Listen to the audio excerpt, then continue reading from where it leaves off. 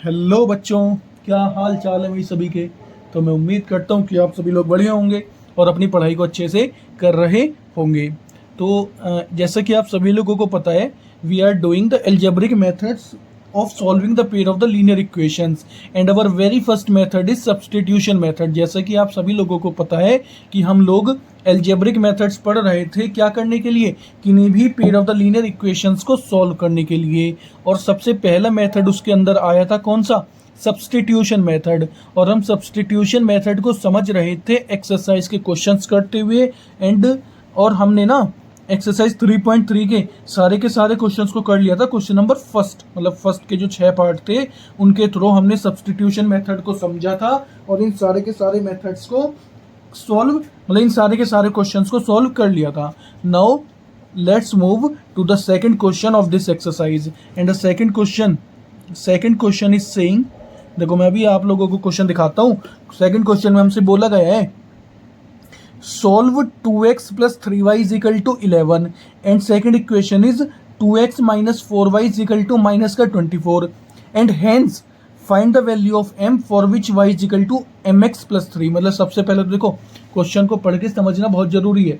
Question है हमसे ये कह रहा है सॉल्व का मतलब होता है वेरिएबल की वैल्यू हमें फाइंड आउट करनी है। तो क्वेश्चन ने कहा है सॉल्व करो इन दोनों इक्वेशंस को, मतलब दो इक्वेशन हमें गिवन है। पहली इक्वेशन है 2x plus 3y is equal to 11 और दूसरी इक्वेशन है 2x minus 4y is equal to minus का 24। देन हम लोगों को क्या करना है, हम लोगों को m की वैल्यू फाइंड आउट करनी है, जिसके लिए हमें एक इक्वेशन गिवन है। मतलब सबसे पहले हमें इन दोनों इक्वेशन को सॉल्व करना है। सॉल्व करने का मतलब हो गया वेरिएबल की वैल्यू को फाइंड आउट करना है। उसके बाद हमें m की वैल्यू को निकालना है, जिसके लिए हमें एक इक्वेशन गिवन है। तो देखो सबसे पहले ना वे दोनों इक्वेशन लिखते हैं। पहली इक्वेशन है, very first equation is 2x plus 3y equal to में क्या है, इक्वल टू में गिवन है सर 11। ठीक है, पहली इक्वेशन तो हमें ये गिवन है। और देखना 2x plus 3y is equal to 11 है ना, 2x plus 3y is equal to 11 और ये सिंपलेस्ट फॉर्म में है ही, है ना, ऑलरेडी है। तो इसे मान लेते हैं पहली इक्वेशन। सिमिलरली जो सेकंड इक्वेशन हमें गिवन है ना, वो कुछ ये गिवन है 2x minus 4y equal to में क्या है, इक्वल टू में माइनस का 24। अब जैसा कि मैं आप लोगों से कहता हुआ आया हूं कि अगर कोई इक्वेशन और सिंपलेस्ट वे में कन्वर्ट हो सकती है और सिंपल बन सकती है, तो पहले ना उसे सिंपल बना लेते हैं। अब देखो ये इसमें से 2 कॉमन आ सकता है, देखो लेफ्ट हैंड साइड में से 2 कॉमन आ सकता है और फिर वो 2 इधर डिवाइड में जाके इसको कंप्लीटली डिवाइड कर देगा। मतलब ये वाली इक्वेशन ना अभी और सिंपल बन सकती है। करने को यहाँ से भी सॉल्व हो जाएगा, आंसर उससे भी करेक्ट आएगा। लेकिन मैंने वही बताया, थोड़ा सा कैलकुलेशन वाला पार्ट अगर इजी हो रहा है तो उसे कर लो। तो हमने लेफ्ट हैंड साइड में से 2 कॉमन लिया, तो पहली टर्म की जगह बचा x और यहाँ पर बचा 2y इक्वल टू में क्या है सर, इक्वल टू में माइनस के 24। तो यहाँ पे 2 मल्टीप्लाई में ये कहाँ पहुँचेगा, राइट हैंड साइड के डिवाइड में पहुँचेगा। तो ये इक्वेशन बन गई कुछ माइनस का 24/2 और ये इसको करेगा क्या आएगा 12, है ना, 12 टाइम इसको ये करेगा डिवाइड। तो x minus 2y is equal to minus का 12, ये हमारे पास आई है सेकंड इक्वेशन। मतलब जो गिवन इक्वेशन हमें गिवन थी ना, मतलब जो गिवन इक्वेशन थी मैंने उसको और थोड़ा सा सिंपल में कन्वर्ट कर दिया। अब हमारे पास इक्वेशन आ गई x minus 2y is equal to minus का 12। सब्सटीट्यूशन मेथड काफ़ी हम समझ चुके हैं। तो सब्सटीट्यूशन मेथड में क्या करते हैं कि जो भी 2 इक्वेशन गिवन होती हैं, मैंने ये कहा था जो भी इजी लगे उन दोनों इक्वेशंस में से जो भी इक्वेशन आप लोगों को इजी लगती है, उस इक्वेशन में से किसी भी एक वेरिएबल की वैल्यू को निकालेंगे। देखना पहली और दूसरी में से मुझे सेकंड वाली ज़्यादा इजी लग रही है, तो सेकंड इक्वेशन में से हम क्या निकाल देते हैं, किसी भी एक वेरिएबल की वैल्यू को निकाल देते हैं। तो यहाँ से देखना x की वैल्यू ईजिली आ सकती है। ये माइनस का 2y उधर जाके क्या होगा प्लस का 2y माइनस का 12। देखो एक वेरिएबल की वैल्यू आ गई।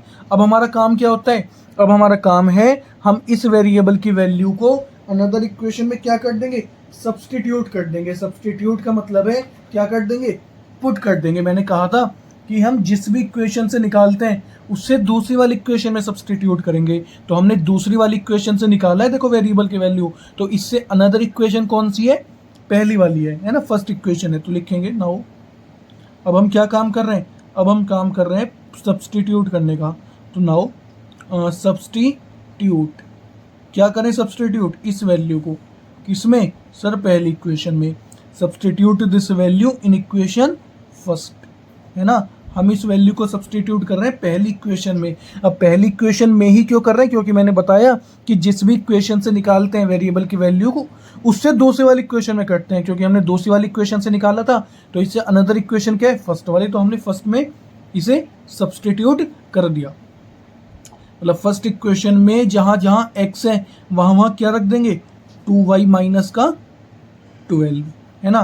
प्लस में क्या है, प्लस में है 3y, इक्वल टू में क्या है 11। देखते हैं कोई से और सॉल्व करके थोड़ा सा। 2 अंदर जाएगा, मल्टीप्लाई करेगा, 2 2 जब 4y माइनस का 24 प्लस का 3y इक्वल टू में 11, है ना। ये देखो 4y प्लस 3y ऐड हो सकता है, क्या आ गया 7y। ये माइनस का 24 उधर जाके क्या होगा प्लस का, तो प्लस का 24 प्लस में क्या है 11, तो 74 इक्वल टू 24 प्लस 11 क्या होगा 35। तो y की वैल्यू क्या आएगी सर, ये 7 कहाँ पहुँचेगा, डिवाइड में पहुँचेगा 35 के, और y की वैल्यू आ जाएगी 5। क्यों, क्योंकि 7 5 जो 35 होते हैं।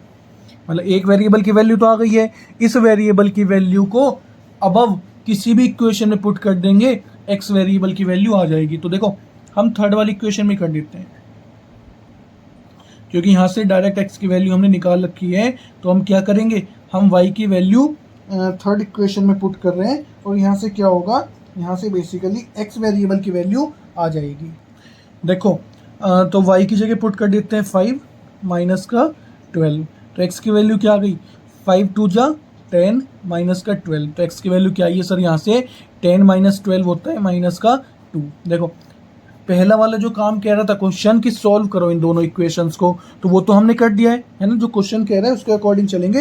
मतलब फर्स्ट में चीज़ में हमसे बोली गया था सॉल्व करो, सॉल्व करने का मतलब होता है वेरिएबल की वैल्यू निकालना। तो हमने इन दोनों इक्वेशंस को सॉल्व करके x और y वेरिएबल की वैल्यू को निकाल दिया है, सब्सटीट्यूशन मेथड के थ्रू निकाला है, क्योंकि हम इस एक्सरसाइज में सब्सटीट्यूशन मेथड ही डिस्कस कर रहे हैं। उसके बाद बोला है क्वेश्चन ने, and hence find the value of m। अब क्या करो, m की वैल्यू को फाइंड आउट करो अगर y इज इक्वल टू किसके इक्वल है, mx प्लस 3 के इक्वल है। ठीक है, मतलब m की वैल्यू को फाइंड आउट करो अगर y is equal to mx plus 3 के इक्वल है ना। तो अब क्या लिखेंगे हम, आल्सो, मतलब हमें एक बात और गिवन है कि y इक्वल किसके है, mx प्लस 3। देखो शुरू में एक काम तो हमारा हो गया था कि x की वैल्यू -2 आ गई, y की वैल्यू क्या आई 5 आ गई, है ना। अब हमसे ये कह रहा है कि m की वैल्यू को फाइंड आउट करो अगर y is equal to M X plus 3, उसके लिए क्या है ट्रू है, मतलब सही है। तो हमें ये इक्वेशन m की वैल्यू को निकालना। देखो जो हमने x और y वैल्यू निकाली है, मतलब जो हमने x और y वेरिएबल की वैल्यू निकाली है, उन दोनों वैल्यू को इस इक्वेशन में पुट कर देंगे। ठीक है, तो y की जगह क्या रख दिया हमने 5, और x की जगह हम लोग रख देंगे क्या, x की जगह हम लोग रख देंगे माइनस का 2। तो यहाँ से क्या आएगी, m की वैल्यू आ जाएगी। ठीक है, तो 5 ये मल्टीप्लाई करेगा तो क्या आएगा माइनस का 2m प्लस का 3, है ना। देखो 5 उधर जाके क्या हो गया माइनस का, और इधर क्या है माइनस का 2m। तो यहाँ से 5 में से 3 गए, 2 इक्वल टू माइनस का 2m, और m की वैल्यू क्या आ गई सर, यहाँ से माइनस का 1 आ गई है। तो एक तो ये आंसर हो गया अपना, है ना, और ये भी अपने आंसर थे। तो मैंने कहा था कि जहाँ जहाँ आंसर निकलते रहे उसे वहीं पे आंसर मार्क करते रहो क्वेश्चन में। ठीक है, तो m की वैल्यू क्या आ गई माइनस का 1 आ गई, और यही हमसे क्वेश्चन में कहा गया था। Now move to the third part of this question of this exercise, and the third question very first part is saying, देखो हमसे कहा गया है form the pair of the linear equation from the following problems. मतलब हमें ना कुछ problems given है, उन प्रॉब्लम्स के अकॉर्डिंग हमें सबसे पहले 2 लीनियर इक्वेशंस के पेयर को फॉर्म करना है, और फिर क्या करना है उसके सॉल्यूशन को फाइंड आउट करना है बाय द सब्स्टिट्यूशन मेथड। देखो बच्चों बहुत ध्यान से, अभी तक ना हम लोगों ने केवल ये समझा था कि किस, मतलब हमें ना अभी तक डायरेक्ट लीनियर इक्वेशंस गिवन होती थी, मतलब एक लीनियर इक्वेशंस का पेयर हमें डायरेक्ट गिवन होता था। उन 2 मतलब उस लीनियर इक्वेशंस के पेयर को हमें डायरेक्टली सॉल्व करना होता था। लेकिन अब ना वो डायरेक्टली नहीं देगा तुम्हें लीनियर इक्वेशंस का पेयर, वो ना तुम्हें कुछ थ्योरी टाइप में देगा, है ना। उस थ्योरी को समझ के सबसे पहले आपको लीनियर इक्वेशंस को फॉर्म करना है, एंड देन उन दोनों लीनियर इक्वेशंस जो आएंगी उन्हें सॉल्व करके अपनी मंजिल पे पहुंचना है, मतलब वेरिएबल की वैल्यू को निकालना है, मतलब जो भी हमसे क्वेश्चन कहेगा निकालने के लिए उसे निकालना है। लेकिन सबसे पहले हमारा काम होगा लीनियर इक्वेशंस को फॉर्म करने का, और लीनियर इक्वेशन जब ही फॉर्म होंगी जब आप क्वेश्चन को बहुत अच्छे से समझोगे। क्वेश्चन में पहले क्वेश्चन में बोला गया है, मतलब पहले पार्ट में बोला गया है the difference between the two number is 26, मतलब दो नंबर के बीच का डिफरेंस कितने का है, 26 का। मतलब दो नंबर हैं और दो नंबर का डिफरेंस है ना, क्या गिवन है, 26 गिवन है। और दूसरी हमें जो इंफॉर्मेशन गिवन है ना वो ये गिवन है and one number is 3 times the other, मतलब जो एक नंबर है उन दोनों नंबर में से वो क्या है, दूसरे वाले का 3 गुना है, मतलब जो एक नंबर है वो क्या है, दूसरे वाले का 3 गुना है। ठीक है, अब देखो मुझे एक बात बताओ कि दो नंबर का डिफरेंस कैसे निकालते हो, दो नंबर का डिफरेंस कैसे निकालते हो। देखो हर चीज़ का रीज़न है अपना, कि अगर मैं लार्जर नंबर को एक्स सपोज करता हूँ तो क्यों करता हूँ। देखो मैं ये पूछ रहा हूँ दो नंबर के बीच का डिफरेंस कैसे निकालते हो। अगर मैं आप लोगों से ये पूछूं कि बताओ 12 और 5 के बीच का डिफरेंस कितना है, 12 और 5 के बीच का डिफरेंस कितना है, तो आप कहोगे सर 7 का डिफरेंस है इन दोनों नंबर में। मैं पूछूंगा कैसे, तो आप मुझे जवाब दोगे सर 12 में से 5 को माइनस कर दिया, क्या आया, 7 आया। तो देखो ना 12 में से 5 को माइनस करा है तुम लोगों ने, है ना, 12 में से 5 को माइनस करना है। मतलब डिफरेंस निकालने के केस में, मतलब डिफरेंस जब जब आप लोग निकालते हो ना तो हमेशा लार्जर नंबर में से ही छोटे नंबर को माइनस करते हो, हमेशा लार्जर नंबर में से ही स्मॉलर नंबर को क्या करते हो, सबट्रैक्ट करते हो। तो दो नंबर का क्या निकल जाता है, डिफरेंस निकल जाता है। तो इसमें थर्ड क्वेश्चन के पहले पार्ट में हमें सबसे पहले यही गिवन है कि दो नंबर के बीच का डिफरेंस कितना है, 26। दो नंबर के बीच का डिफरेंस है 26, है ना। तो मुझे ना ये सपोज करना पड़ेगा, मैं ये सपोज नहीं करूंगा let the two number be X and Y, मैं ये सपोज नहीं करूंगा, मैं ये सपोज करूंगा let the larger number be X and the smaller number भी वाई। क्योंकि देखो मैंने अभी बताया कि दो नंबर के बीच का डिफरेंस आप लोग कैसे निकालते हो, हमेशा बड़े वाले नंबर में से छोटे वाले नंबर को सबट्रैक्ट करके, है ना। तो कुछ ना कुछ हमें सपोज करना पड़ेगा कि लार्जर नंबर ये है और छोटा वाला नंबर ये है, और यही रीज़न है कि हमने इसमें ये सपोज किया लार्जर और स्मॉलर नंबर अलग अलग, है ना। क्यों, क्योंकि डिफरेंस हमेशा लार्जर में से छोटे वाले नंबर को घटा के, मतलब माइनस करके बताया जाता है। और हमें वही गिवन था क्वेश्चन में कि दो नंबर के बीच का डिफरेंस 26 है, मतलब हमें एक लार्जर नंबर है और एक क्या है, छोटा वाला नंबर है। तो हमने मान लिया कि लार्जर नंबर x है और स्मॉलर नंबर क्या है, y है। अब देखो x और y ही क्यों लिया हमने, मतलब वेरिएबल हमने अलग अलग क्यों लिए, क्योंकि हम लोगों को सबसे पहले linear equation in two variable form करनी है, और linear equation in two variable में दो वेरिएबल का यूज होता है, इस वजह से सबसे पहले हमने अलग अलग मान लिया। ठीक है, देखो तो अकॉर्डिंग टू क्वेश्चन हमें पहली इक्वेशन ये गिवन है। और एक चीज़ और ध्यान रखना, बोर्ड के पेपर में अकॉर्डिंग टू क्वेश्चन पूरा लिखना होता है ना। ये नहीं कि ATQ लिख दोगे, केवल अकॉर्डिंग टू क्वेश्चन पूरा लिखो। और मैं हर एक क्वेश्चन में ये पूरा ही लिखवाता हुआ आया हूँ, मैंने कहीं पर भी ATQ नहीं लिखा था, अगर मैंने लिख भी दिया हो लेकिन आप लोगों को पूरा ही लिखना है अकॉर्डिंग टू क्वेश्चन। तो देखो पहली इन्फॉर्मेशन हमें ये गिवन है कि दो नंबर्स के बीच का डिफरेंस कितना है, 26। और मैंने अभी बताया कि दो नंबर्स के बीच का डिफरेंस आप लोग कैसे निकालते हो, बड़े वाले नंबर में से छोटे वाले नंबर को माइनस करके। तो बड़ा वाला नंबर हमने क्या माना, x, है ना, और छोटा वाला नंबर क्या है, y। मतलब बड़े वाले में से छोटे वाले को माइनस करके क्या निकल जाता है, दो नंबर के बीच का डिफरेंस, जो कि हमें क्या गिवन है अकॉर्डिंग टू क्वेश्चन, 26। तो पहली लीनियर इक्वेशन टू वेरिएबल तो फॉर्म हो गई है ना, मतलब पहला काम तो हमारा हो गया है। अब दूसरी लीनियर इक्वेशन टू वेरिएबल लाने के लिए हमें कुछ और इन्फॉर्मेशन भी गिवन होगी। अब समझते हैं, देखो दूसरी वाली इक्वेशन क्या है, मतलब दूसरी इन्फॉर्मेशन क्या गिवन है। देखो पहली लीनियर इक्वेशन तो इससे बन गई कि दो नंबर के बीच का डिफरेंस 26 है। दूसरी लीनियर इक्वेशन कह रही है and one number is 3 times the other, मतलब उन दोनों नंबर में से एक लार्जर नंबर है, एक छोटा वाला नंबर है ना। तो क्वेश्चन ने कहा है उन दोनों नंबर में से एक नंबर क्या है, दूसरे वाले का 3 गुना है, मतलब उन दोनों नंबर में से एक नंबर दूसरे वाले नंबर का क्या है, 3 गुना है। अब देखो सोच के बताओ दोबारा, मतलब 3 गुना कह रहा है दूसरे वाले नंबर का, मतलब जो नंबर 3 टाइम है दूसरे वाले नंबर का, वो ऑब्वियस बात है यार बड़ा ही होगा, है ना। अगर मैं दो नंबर ये कंसीडर कर रहा हूँ फॉर एग्जाम्पल 1 12 1 4, तो देखो ये वाला नंबर इस वाले नंबर का 3 गुना है ना, तो ये नंबर तो बड़ा हो गया। तो अकॉर्डिंग टू क्वेश्चन यही कह रहा है कि उन दोनों नंबर में से एक नंबर दूसरे वाले नंबर का क्या है, 3 गुना है। तो इस वजह से लार्जर नंबर ही होगा वो जो 3 गुना है दूसरे वाले नंबर का। अरे जब 3 गुना है एक नंबर दूसरे वाले नंबर का, तो जो नंबर 3 गुना है वो पता ही चल रहा है कि वो क्या होगा, लार्जर वाला नंबर होगा। और लार्जर वाला नंबर हम लोग क्या सपोज करके चल रहे हैं, एक्स, है ना। तो मैंने वही बताया कि हर चीज़ का रीज़न है, उसको समझना बहुत ज़रूरी है कि क्वेश्चन हमसे कहना क्या चाह रहा है ना। उसके अकॉर्डिंग ही कुछ ना कुछ इक्वेशंस बन जाएंगी। तो क्वेश्चन ने कहा है कि एक नंबर दूसरे वाले का 3 गुना है, और जो नंबर 3 गुना होगा वो बड़ा होगा, और बड़ा नंबर है एक्स। तो मतलब दूसरी इक्वेशन होगा ये, ठीक है। अब जैसा मैंने बताया है, दो इक्वेशन को सब्स्टिट्यूशन मेथड के थ्रू सॉल्व करते हैं। तो देखना किसी भी मतलब जो दो इक्वेशंस आपको इजी लगती है, दो इक्वेशन जो भी इक्वेशन इजी लगे उसमें से किसी एक वेरिएबल की वैल्यू को निकालते हैं। अब देखना एक वेरिएबल की वैल्यू तो ऑलरेडी निकली हुई है दूसरी इक्वेशन में, अरे निकली हुई है नहीं निकली हुई, मतलब दोनों इक्वेशंस में से एक वेरिएबल की वैल्यू तो ऑलरेडी निकली हुई है। तो दोबारा क्या जरूरत है, इस वेरिएबल की वैल्यू को ही अनदर इक्वेशन में पुट कर देंगे।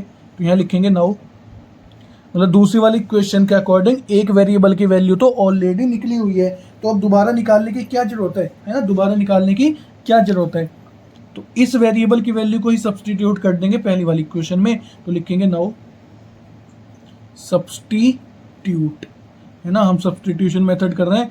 सब्सटीट्यूट करने का, सब्सटीट्यूट का मतलब होता है पुट, है ना। हम इस वैल्यू को पुट कर रहे हैं, सब्सटीट्यूट दिस वैल्यू किस में कर रहे हैं, दूसरी वाली इक्वेशन में। तो दूसरी वाली मतलब दूसरी मतलब ये नहीं है, मतलब अनदर इक्वेशन में से, मतलब जिस इक्वेशन में से हमने वेरिएबल की वैल्यू को निकाला है उससे दूसरी वाली में पुट करते हैं। तो दूसरी वाली क्या है, फर्स्ट। तो substitute this value in equation first, मतलब जहाँ जहाँ इक्वेशन 1 में x है वहाँ क्या रख देंगे 3y। तो 3y माइनस का y इक्वल टू में क्या है 26। देखना 3y माइनस वाई क्या होता है, 3y माइनस वाई होता है सर 2y। 2y आया 26, तो यहाँ से y की वैल्यू क्या आएगी, ये 2 पहुंचेगा डिवाइड में, और y की वैल्यू आ जाएगी 13, है ना। y की वैल्यू क्या आ जाएगी 13। अब मैंने जैसे बता ही रखा है कि इस वैल्यू को अबव किसी भी इक्वेशन में पुट कर दो, दूसरे वाले वेरिएबल की वैल्यू आ जाएगी। तो मैं इस वैल्यू को क्या कर रहा हूँ, दूसरी वाली इक्वेशन में पुट कर रहा हूँ। तो यहाँ से x की वैल्यू क्या आ जाएगी, x की वैल्यू आ जाएगी यहाँ से 3 इंटू में 13, है ना। तो 3 13 जो कितने होते हैं 39। देखो x की वैल्यू ये आ गई, y की वैल्यू ये आ गई, लेकिन अभी ना आप लोगों को केवल यहाँ पे आंसर नहीं छोड़ना है अपना, अभी आप लोगों को केवल यही आंसर नहीं छोड़ना है, कभी यहीं छोड़ जाओ। जो क्वेश्चन की लैंग्वेज थी, है ना, जो क्वेश्चन की लैंग्वेज थी आप लोगों को उसी लैंग्वेज में आंसर देना है अपना। तो क्वेश्चन की लैंग्वेज क्या थी कि हमें ना फाइंड देम कह रहा था, मतलब जो दो नंबर हम लोगों ने एज्यूम करे हैं उन दोनों नंबर को हमें क्या करना है, फाइंड आउट करना है। तो दो नंबर हमने कौन से एज्यूम करें, एक तो लार्जर नंबर और एक स्मॉलर नंबर। तो फाइनल लैंग्वेज जो लिखोगे ना आप लोग वो यही लिखोगे, हेंस, मतलब अब लास्ट में हेंस जो लार्जर नंबर हम लोग एज्यूम करके चले थे वो क्या, एक्स एज्यूम करके चले थे, और एक्स की वैल्यू क्या आई सर, एक्स की वैल्यू आई 39, मतलब जो लार्जर नंबर है वो तो 39 है, और जो स्मॉलर नंबर है, जो स्मॉलर नंबर है वो क्या है y, और y की वैल्यू आई 13, ठीक है। तो ये दोनों क्या हो गए, अपने आंसर हो गए, है ना। ये दोनों क्या हो गए, अपने आंसर हो गए। मतलब ये जरूर लिखना है, इससे इंप्रेशन पड़ेगा थोड़ा सा अलग, ठीक है। और बेटा देखो ये भी आप चेक कर सकते हो कि ये जो वेरिएबल की वैल्यू आई है ना वो गिवन इक्वेशंस को सेटिस्फाई करेंगी। तो चेक मतलब एक बार कह सकते हो कि जो निकाला है वो सही भी है या नहीं है। मूव करते हैं इसके सेकंड पार्ट पे। सेकंड पार्ट हमसे कह रहा है the larger of to supplementary angle exceeds the smaller by 18 degree. The larger of to supplementary angles exceeds the smaller by 18 degree. मतलब देखो हमारे पास क्या है, सप्लीमेंट्री एंगल्स हैं, और उन सप्लीमेंट्री एंगल में से जो एक बड़ा वाला एंगल है वो छोटे वाले एंगल से 18 डिग्री ज़्यादा है। देखो क्वेश्चन का मतलब समझना बहुत ज़रूरी है, क्योंकि जब तक क्वेश्चन का मीनिंग समझ में नहीं आएगा ना आप दो लीनियर इक्वेशंस को फॉर्म नहीं कर सकते हो, और अगर दो लीनियर इक्वेशंस फॉर्म नहीं हुई तो बेटा सॉल्व कहाँ से करोगे, है ना। तो इक्वेशन को समझना बहुत ज़रूरी है, ठीक है भाई। तो क्वेश्चन में यही कहा है कि हमारे पास क्या है, सप्लीमेंट्री एंगल्स हैं, तो उन सप्लीमेंट्री एंगल्स में से एक एंगल बड़ा वाला होगा और एक छोटा वाला होगा। है ना, क्योंकि दो एंगल बराबर हो सकते हैं, लेकिन यहाँ पे नहीं कहा क्वेश्चन में कि उन्होंने ये कहा है सप्लीमेंट्री एंगल में से जो बड़ा वाला एंगल है वो 18 डिग्री ज़्यादा है स्मॉलर एंगल से। तो बेटा सबसे पहले यही एज्यूम कर लेते हैं क्वेश्चन नंबर 3 में ना, या 3 का ना इसका सेकंड पार्ट है ना ये, तो डायरेक्ट सेकंड हेडिंग डालते हैं। सेकंड में मान लेते हैं लेट, क्या मान लेते हैं, लेट द लार्जर एंगल, क्योंकि देखो सप्लीमेंट्री एंगल का मतलब होता है ऐसे दो एंगल जिनका सम 180। तो क्वेश्चन में ये कहा है जो दो सप्लीमेंट्री एंगल है ना, मतलब जो सप्लीमेंट्री एंगल है उनमें से बड़ा वाला एंगल छोटे वाले एंगल से 18 डिग्री ज़्यादा है। तो हमें एक लार्जर एंगल सपोज करना पड़ेगा और एक स्मॉलर एंगल। तो मान लेते हैं let the larger angle be X degree, है ना, ऊपर डिग्री का सिंबल होता है, एंगल की यूनिट होती है, एंड और हमने मान लिया कि जो स्मॉलर एंगल है वो हमने कितना मान लिया, y डिग्री। अब समझते हैं अकॉर्डिंग टू क्वेश्चन देखो हमें क्या इन्फॉर्मेशन गिवन है। अकॉर्डिंग टू क्वेश्चन हमें क्या इन्फॉर्मेशन गिवन है।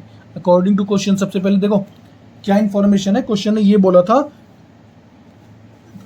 The larger of to supplementary angles, मतलब सबसे पहले तो यही है कि देखो जिन एंगल की क्वेश्चन बात कर रहा है वो कैसे हैं, वो सप्लीमेंट्री हैं। और सप्लीमेंट्री का मतलब क्या होता है, ऐसे दो एंगल जिनका सम 180 डिग्री होगा, है ना। तो सबसे पहले तो भाई यही है, दो सप्लीमेंट्री एंगल कह रहा है और सप्लीमेंट्री एंगल कौन से हैं, एक्स और वाई। तो भाई ऐसे दो एंगल जिनका सम होता है 180 डिग्री उन्हें हम बोलते हैं सप्लीमेंट्री एंगल्स। तो हमने पहली इक्वेशन तो यही बन के तैयार हो गई, पहली इक्वेशन तो यही बन के तैयार हो गई। आल्सो जो सेकंड इक्वेशन है ना उसने ये बोला है the larger of to supplementary angle, मतलब जो सप्लीमेंट्री एंगल्स थे उनमें से जो बड़ा वाला एंगल है वो छोटे वाले एंगल से 18 डिग्री ज़्यादा है। अब देखो सप्लीमेंट्री एंगल्स थे हमारे पास एक्स और वाई, तो उनमें लार्जर एंगल हम लोगों ने क्या सपोज करा है, एक्स। तो जो एक्स है ना वो छोटे वाले एंगल से कितना ज़्यादा है, 18 डिग्री ज़्यादा है। वो छोटे वाले एंगल से कितना डिग्री ज़्यादा है, 18 डिग्री ज़्यादा है। तो ये हो गई सेकंड इक्वेशन। अब वही है देखो इन दोनों इक्वेशंस को सॉल्व करना है और अपने मंजिल पे पहुंचना है, मतलब लार्जर एंगल और स्मॉलर एंगल की वैल्यू हम लोगों को निकालनी है। मैं जैसे बताता हुआ आया हूँ कि गिवन दोनों इक्वेशन में से जो भी इक्वेशन आपको इजी लगती है उसमें से एक वेरिएबल की वैल्यू को निकालेंगे। अब देखना दूसरी वाली इक्वेशन में तो एक वेरिएबल की वैल्यू ऑलरेडी गिवन है, तो दोबारा क्यों निकालें, तो डायरेक्ट इस वेरिएबल की वैल्यू को सब्सटीट्यूट कर देंगे पहली इक्वेशन में। तो नाउ सब्सटीट्यूट किसे, इस वैल्यू को किसमें, किसमें, इन इक्वेशन फर्स्ट में। तो जैसे ही हम लोगों ने सब्सटीट्यूट करा पहली इक्वेशन में x की जगह क्या रख देंगे, y प्लस 18 डिग्री रख देंगे। तो y plus 18 degree plus y equal to में क्या है 180 डिग्री। देखो y प्लस y कितना हो गया 2y, और ये 18 डिग्री उधर जाके क्या होगा माइनस का, ये 18 डिग्री प्लस का है ना, तो उधर जाके क्या होगा ये माइनस का। तो 180 में से 18 सब्ट्रैक्ट करोगे अगर तो क्या आएगा, 180 में से 18 को सब्ट्रैक्ट करेंगे तो क्या आएगा, इधर था देखो 2y, इधर क्या था 2y, और 180 में से 18 को सब्ट्रैक्ट करेंगे क्या आएगा 162 डिग्री आएगा, है ना, 162 डिग्री आएगा। तो यहाँ से y की वैल्यू क्या निकल के आई, सर y की वैल्यू निकल के आई 162, ये 2 मल्टीप्लाई में कहाँ आएगा डिवाइड में, और 2 8 जा 16, 2 1 जा 2, मतलब y की वैल्यू आ गई 18 डिग्री। एक एंगल की वैल्यू तो आ गई है, इस वेरिएबल की वैल्यू को अबव किसी भी इक्वेशन में पुट करेंगे दूसरे वाले वेरिएबल की वैल्यू आ जाएगी। तो हम कर रहे हैं पुट सेकंड वाली इक्वेशन में, क्योंकि वहाँ से x वेरिएबल की वैल्यू डायरेक्ट है। देखो ये है ना, देखो अभी एक सेकंड, ये है तो x की वैल्यू किसके इक्वल है, y प्लस 18 के इक्वल। तो सेकंड इक्वेशन में हम लोग इस y की वैल्यू को पुट कर देंगे। तो x इज इक्वल टू क्या है, x इज इक्वल टू है y प्लस 18, मतलब 81 प्लस 18, ठीक है, 81 प्लस 18।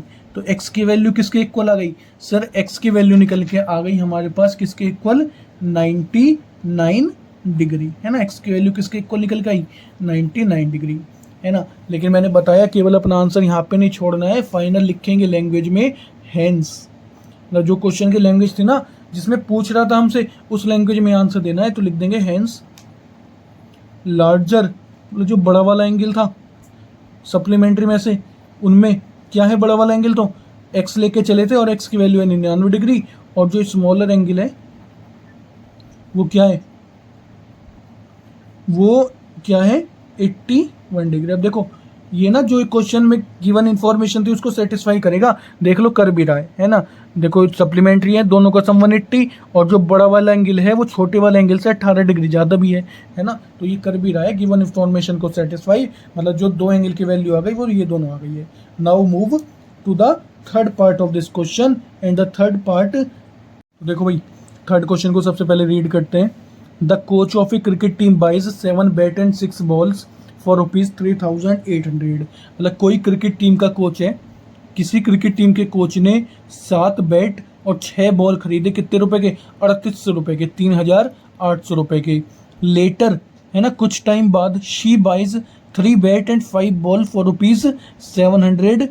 मतलब कुछ टाइम बाद उस कोच ने क्या क्या खरीदा, 3 बैट और 5 बॉल खरीदे, कितने रुपए के, 1750 रुपए के। हमें क्या निकालना है, हमें हर एक बैट और हर एक बॉल की कीमत को निकालना है। अब देखो ऐसा क्वेश्चन अगर आप लोगों को याद हो, हम लोग कर चुके हैं एक्सरसाइज 3.1 में करा था ऐसा कि वहाँ पे, लेकिन कोच की जो बात कर रहा था क्वेश्चन वो वुमेन्स क्रिकेट टीम के कोच की बात कर रहा था, लेकिन यहाँ पे इन्फॉर्मेशन नहीं है कि मेंस क्रिकेट टीम के कोच है या फिर वुमेन्स क्रिकेट टीम का कोच है।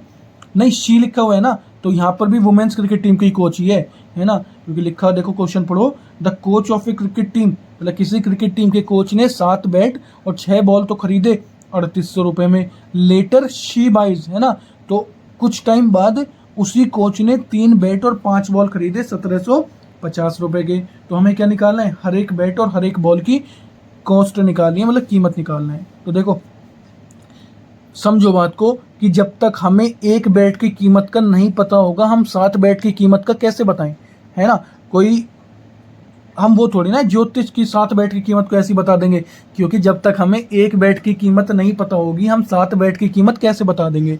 सिमिलरली जिस तरीके से अगर हमें 6 बॉल की कीमत निकालनी है, मतलब जब तक हमें एक बॉल की कीमत का नहीं पता होगा कि एक बॉल 10 रुपए की है, 20 रुपए की है, हम 6 बॉल की कीमत को कैसे निकाल देंगे।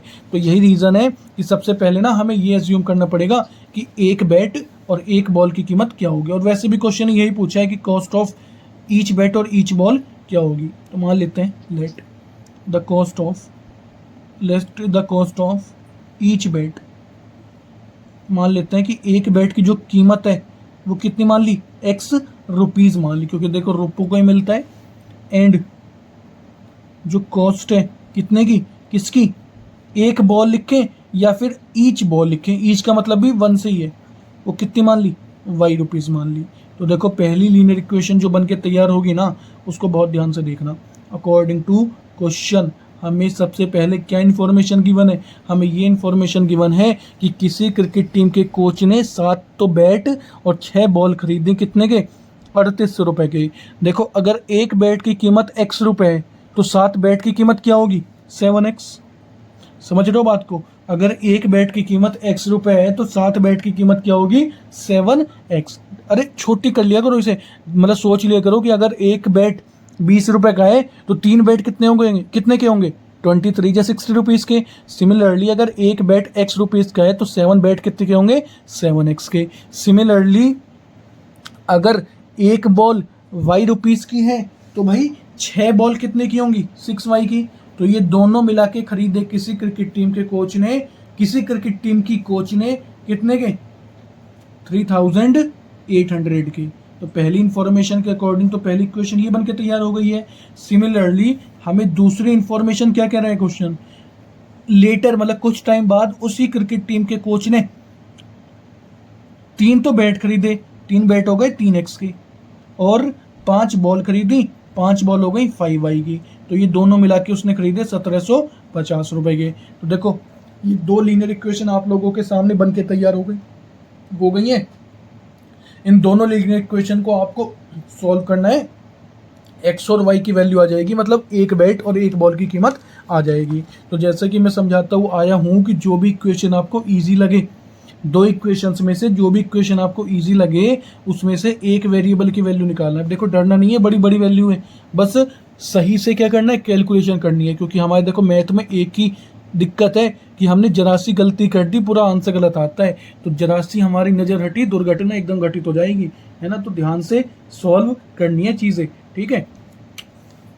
तो मुझे ना इजी जो लग रही है वो कौन सी लग रही है, दूसरी वाली इक्वेशन। तो दूसरी वाली इक्वेशन के अकॉर्डिंग लिखेंगे सबसे पहले फ्रॉम इक्वेशन 2, मतलब जो भी इक्वेशन इजी लगे ना यार उससे निकाल देना, इससे कोई वो नहीं है कि पहली से निकालो या दूसरी से निकालो।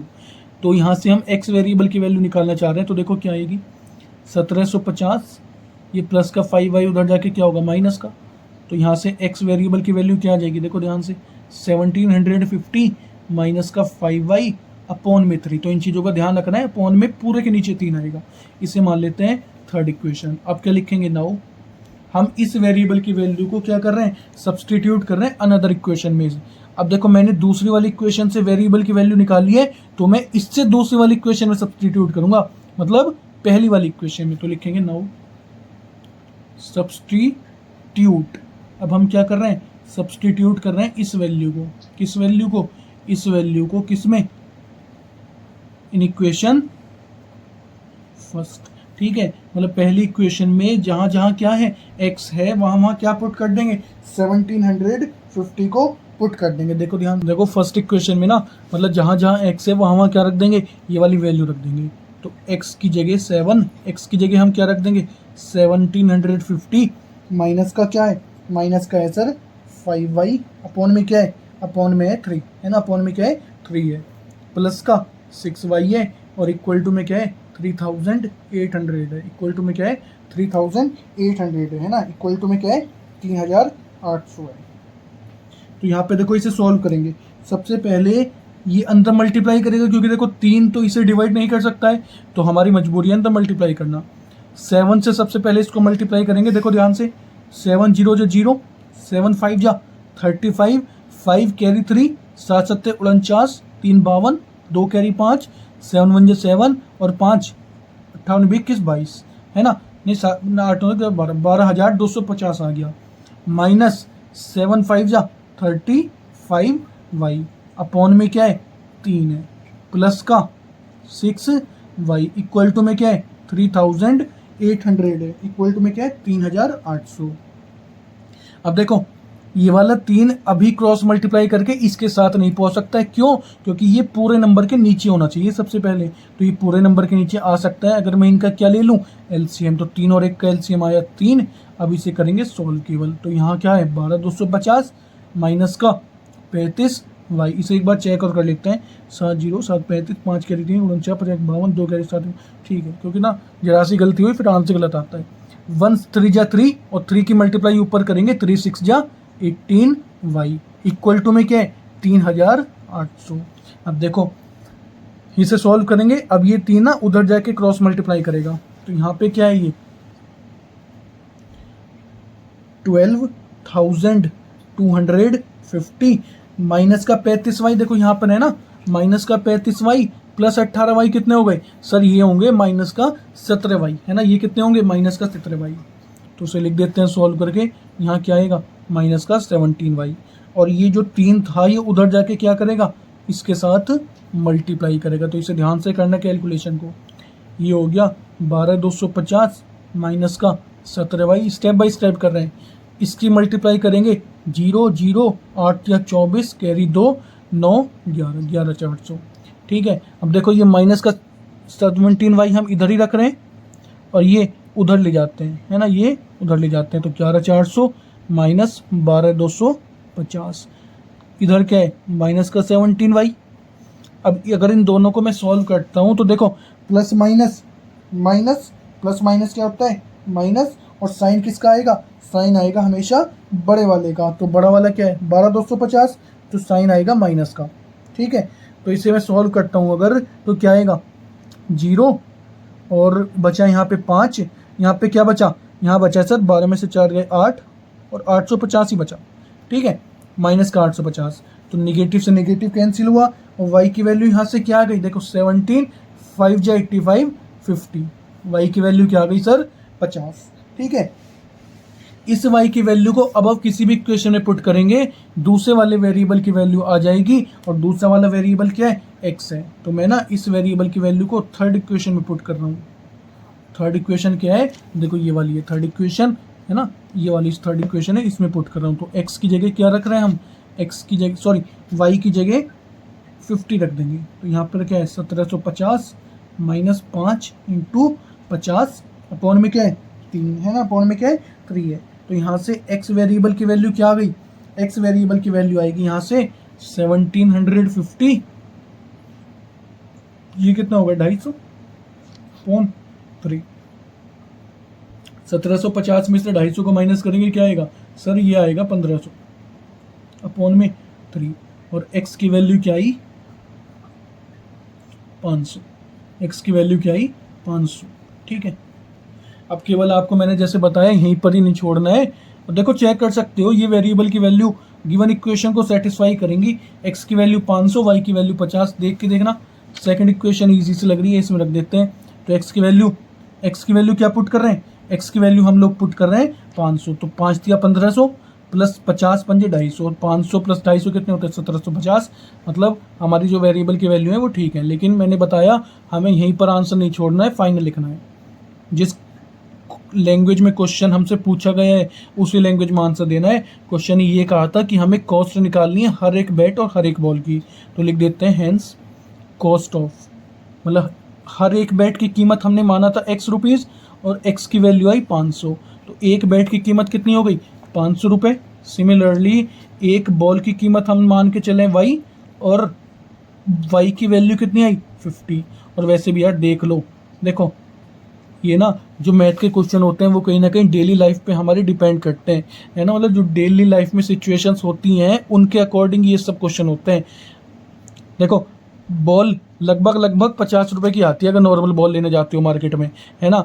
उसने 500 या 5000 वैल्यू नहीं निकाल के दी है तुम्हें, मतलब ये कहीं ना कहीं चीज़ें नॉर्मल लाइफ से डिपेंड करेंगी, है ना। अगर कहीं और देखो x की वैल्यू 500 ही आई है, मतलब बैट लगभग इतने का ही आता है अच्छा खासा बैट, और बॉल इतने की आती है। तो ये सब चीज़ें देख लेना, क्वेश्चंस कहीं ना कहीं मतलब डेली लाइफ से डिपेंड होते हैं। तो ठीक है, आज की इस वीडियो को इतनी रखते हैं, और इन तीनों क्वेश्चन का अच्छे से रिवीजन करना, इंपॉर्टेंट क्वेश्चन है।